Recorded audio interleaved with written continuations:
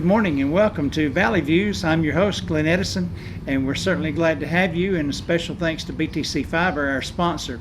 Today, speaking of BTC Fiber, we have Charlie Boring, the CEO for BTC Fiber. And Charlie, it's good to have you, and thank you for being here. And we thought we'd give an idea of BTC Fiber and how it's progressing and some of the things that's coming down the pike that people may not be aware of, and also even with the new fiber that's you're trying to get out, give them some updates and things. Okay. Well, of course, in 1953 we were created as a telephone co-op, and as the years have come and gone, I mean, we're still a telephone co-op, but most of our business has gone to broadband. So, there has been a different image that we're trying to push out there now. As I said, we're no longer basically just strictly a telephone co-op. Right. Being in the broadband business, which is our primary business part of it. I mean, that is what most of the 7 co-ops in the state have turned around and done. Basically, every one of them has changed their image to being more of a broadband company than a telephone company. Right. So, that's what we're trying to do, and we're trying to get fiber and have the best network that we can possibly have throughout our entire system. So. Well, if you didn't have that, probably some other company would come in and do it, wouldn't it? Well, they would, and possibly not. One of the reasons that we are here is we have an 804 square mile area that we serve. And inside this service area, we only have 8,800 members versus, an area like Hamilton County where they have a 600 square mile area that they cover, and there's well over 200,000 customers in that area. Wow. So the business plan really doesn't exist for any other entity to be here other than us. Oh, okay. And that's one of the reasons that we're here, and we're going to stay here. Of course, we are a community-based business. So we love being part of the communities, which we serve Bledsoe and Sequatchie. And we do have some smaller parts of other counties, but that is what we're here for the people in this area, and that's what we want to do is give them the best service and do our very best for them. Well, I know you have, and I know people are always concerned, especially when the power goes out or when things go out, and I'm sure you get plenty of calls, but I know y'all are really working hard on that. Yes. And unfortunately, we can't offer. I mean, there's just absolutely no way we're going to be able to tell you that we're not going to have problems. I mean, if you knew how complex and how complicated our network was, how many miles of fiber that we had, how many pieces of equipment we had in the central office, at some point and some time they're going to flake out and they're going to cause issues. Right. But we do build in redundancy to try to. If one piece of equipment goes down, we have another piece of equipment to back it up. So we try every way in the world to eliminate that. I know we have had outages where it has been a triple failure, where 3 pieces of equipment that we had, even setting up redundancy and even a double redundancy, they go out. Right, and that's something you can't help. No. That's beyond your control. Yeah, but we do our very best to try it, and believe me, when it does happen, it's all hands on deck. I mean, everyone is working and trying to get that back up. Matter of fact, that happened about less than a year ago, didn't it? Yes. Yeah, we've had some issues. And anytime you're working on your network and we're building out like we are, there's also going to be some growing pains that we go through.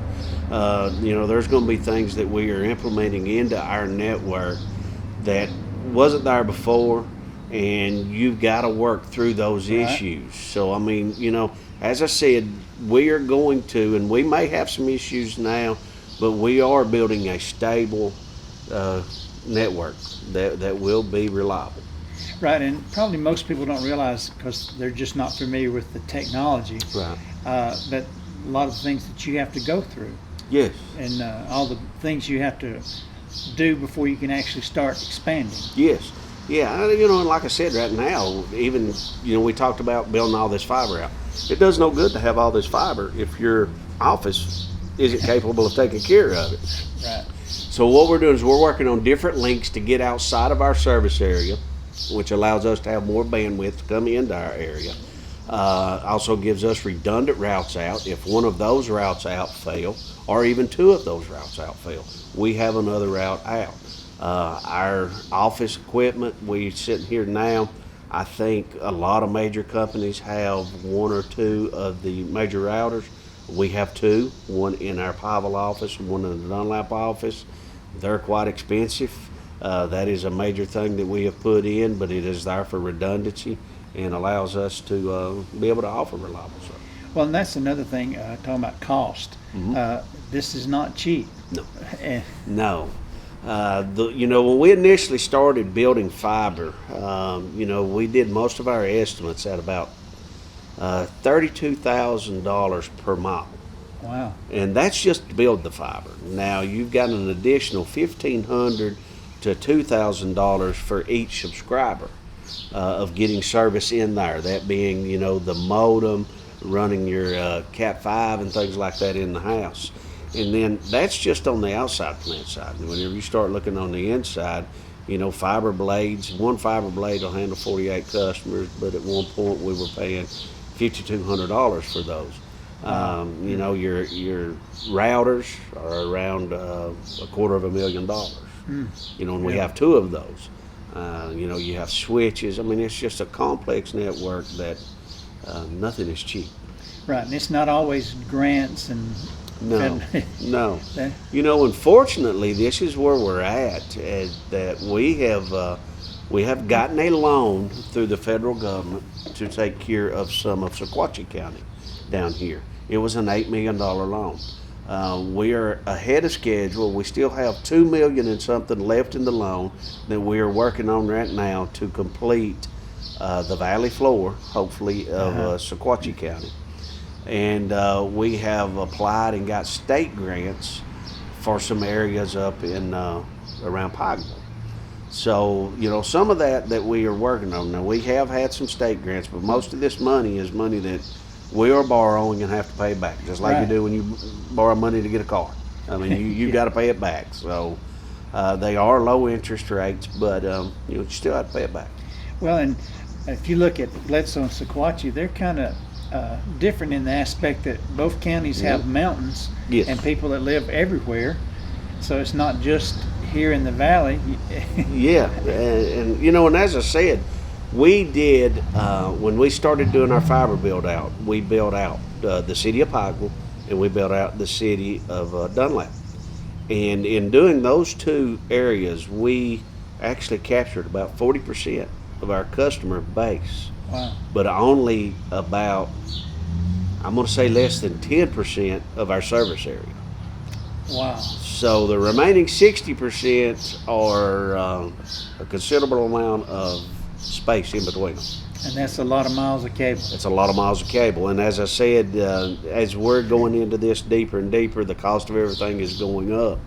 So it's becoming more and more expensive to Right. do.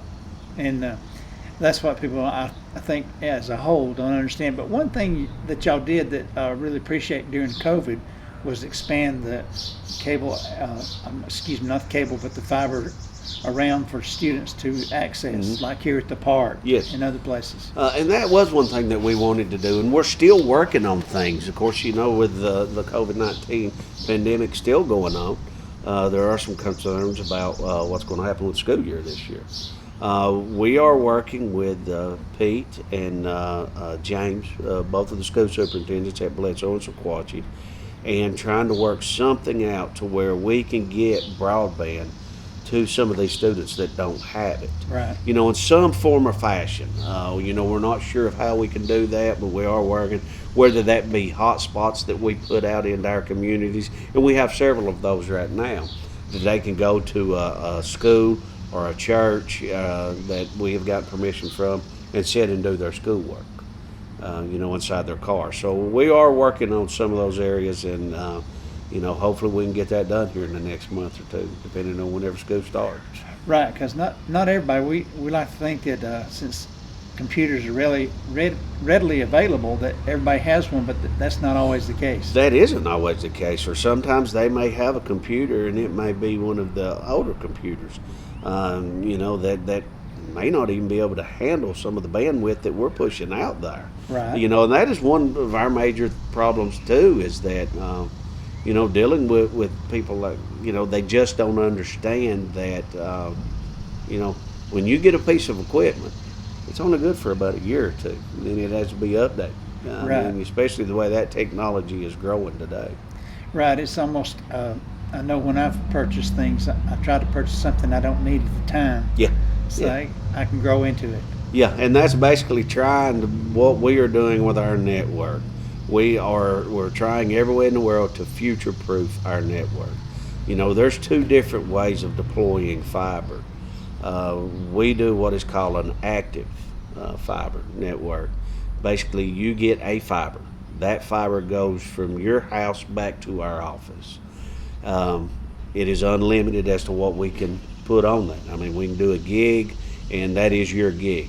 A lot of times they're doing a PON system. Basically, you'll take one fiber, take it out to an area, split it out.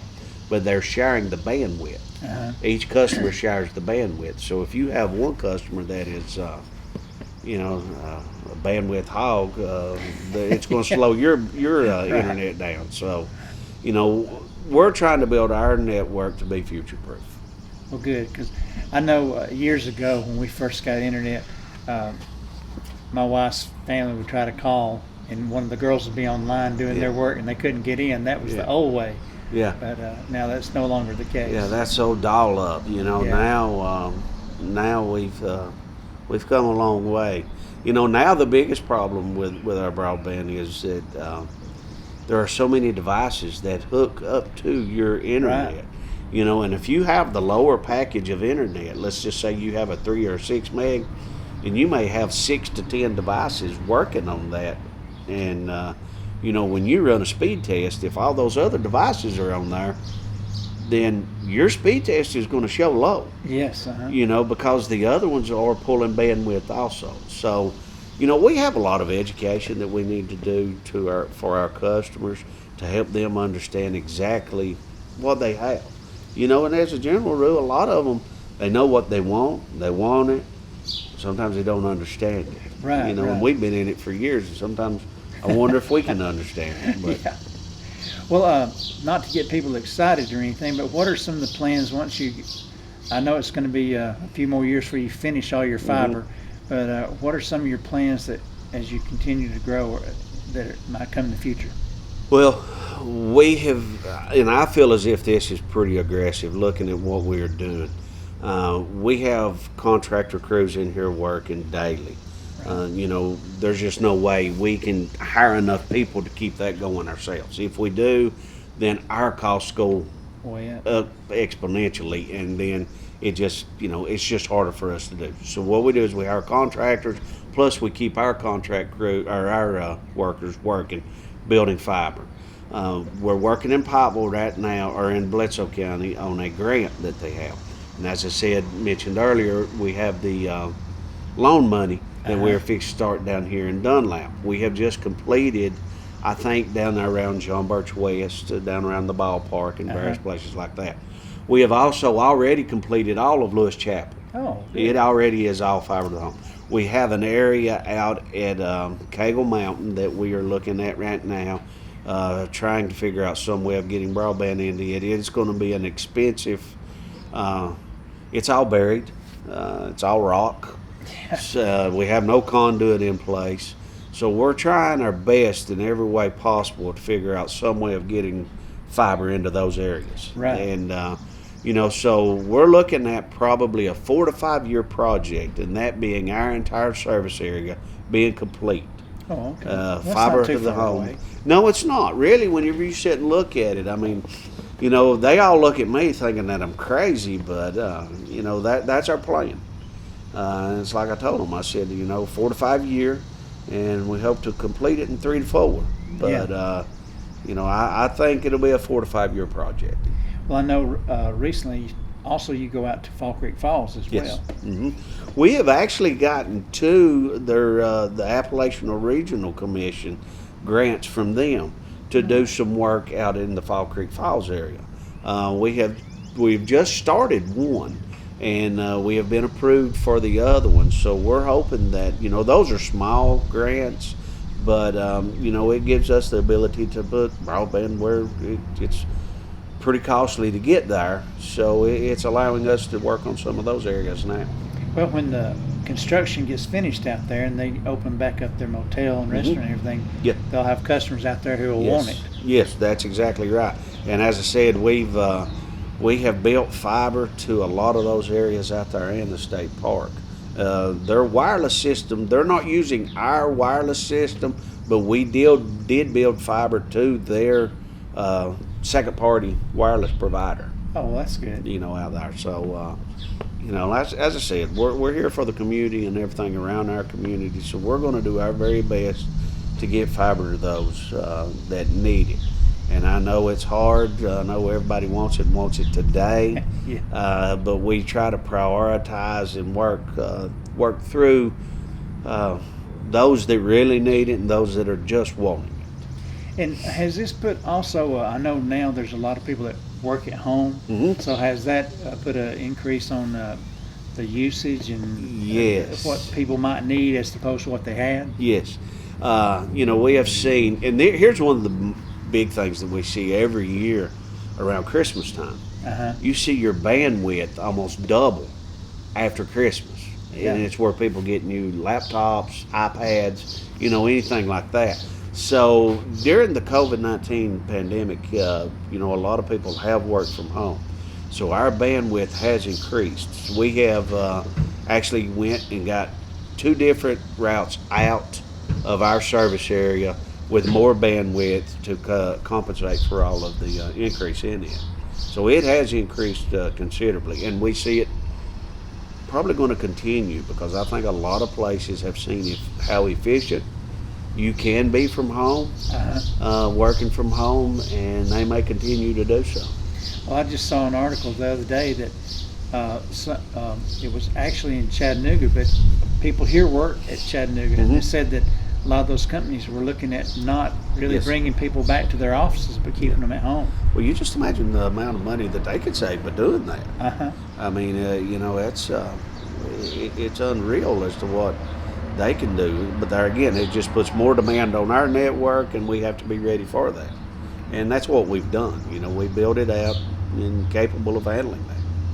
Well, that's good, and that's great. And to be a small area, because I've been here, I guess, 30 plus years now, and I've seen it grow over the years, Mhm. and to see where it was and where it's gotten Yeah. to, it made great advances. Yeah. And I know that the future only holds more for us. It does. Oh shoot! One Sorry of the about that. biggest things that I've seen through everything that we're going through now is the bigger cities. You're going to see in this area, I think, an influx of people wanting to get outside of the big cities. Here, through the pandemic, I mean, seriously, sometimes we didn't even know it. I mean, we're at home and we got 12 acres. We're standing out there in the middle of the yard. We're in New York City. You have some people that can't leave their apartment. Right.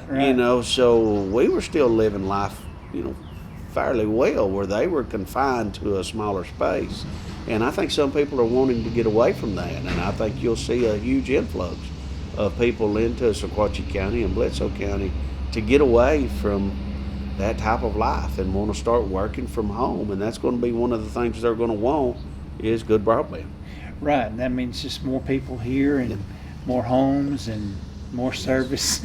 Well, and as I said, everybody had to do online banking.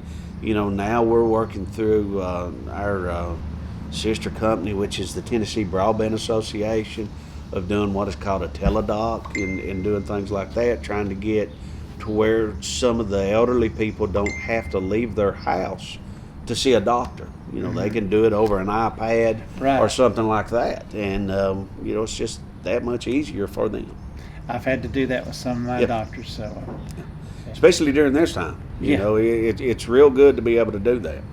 Yeah, because they told me don't even come. 'Cause, Yeah. you know, if you don't Yeah. have this, download it. That's it. That's it. So, you know, and that's what we have to be ready for, and I think that's what we are ready for now, and that's just going to be more prevalent in the future.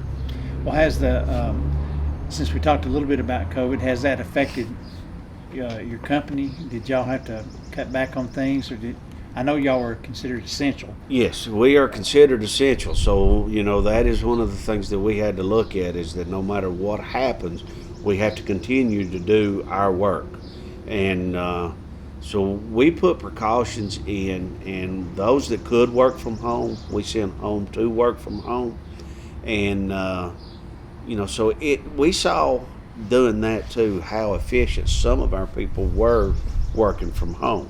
Now, I'm still one of these that like everybody in a building, Yeah. because I want you to feel like you're part of the team, Right. and I want everyone. And you know, I think all of our workers, we are like a family. I mean, I think we are.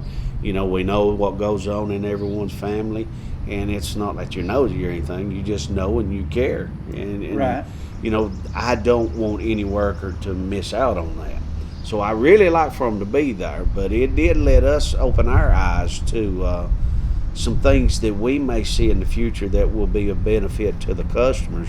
And that what we're working toward now is running a second shift on our trouble, our dispatch. You know, as it is right now, we work from 8 to 4:30. And at 4:30, our calls roll over to an answering service, which Right. is out of Knoxville. But what we're wanting to do now, and we're going to here probably in the next 6 months to a year, is we already have a young lady working, and we're working toward it, is work someone from say 1 till 9 o'clock or 10 o'clock at night. That way when you call in, you're going to be getting someone that works at Bledsoe Telephone. Oh, okay. They know exactly everything about it, and I do believe eventually we will have a repairman that will work that shift too. And you know, we're going to take care of trouble up to that point. But you know, we're still 6 months out before that happens. We got to get people trained and ready and capable of doing that. So it has changed the way we do business, and it's opened our eyes to a lot of things. Right. And I think it's made us a better company. Right. Well, I'll tell you, every time I've been in any of your offices, whether it's here or Pikeville, I've always seen a smile and Yeah. always been willing to help. Yeah, and that's one thing that I mean, honestly, I'll put our group up against any group in the state or the nation. I mean, all the employees there are they're great. They love to work there. You know, they want to be part of it. You know, they actually take it personal. You know, I mean, and I know we do our best, and we still get complaints. Sometimes it does kind of rub them raw because they take it personal. They're trying their very best Right. to do what the customer wants. So, you know, I'm proud of them.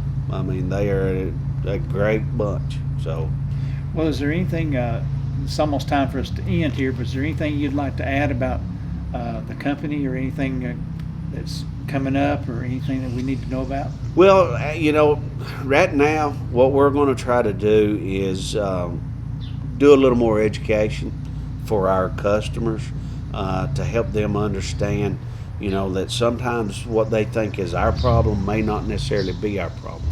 It could be, you know, we get a lot of calls in about Facebook. You know, my internet's down in the internet, but it may be Facebook that's having the problem. Right. You know, it could be YouTube that's having the problem.